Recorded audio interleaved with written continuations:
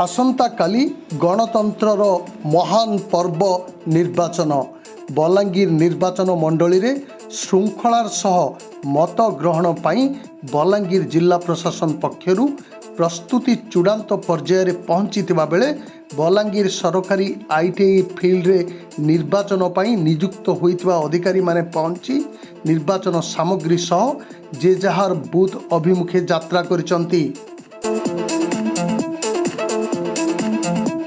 एथिपाई आज पूर्वाह्न सरकारी आईटीआई परिसर उत्सव मुखर जना पड़ुतला। बलांगीर निर्वाचन मंडलीर 266 बूथ रे आसंता काली सकाळु भोट ग्रहण आरंभ हब।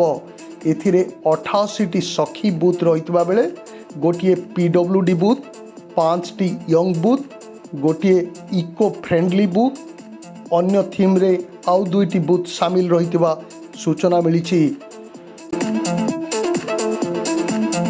समस्त भोट ग्रहण केन्द्र रे किभली शांति श्रृंखलार सह मतदान करिवे जनता जनार्दन एथिपाई जिला प्रशासन पक्षरु समस्त प्रकार पदक्षेप ग्रहण करा जाइतिबा सूचना रे कहा जाइछि।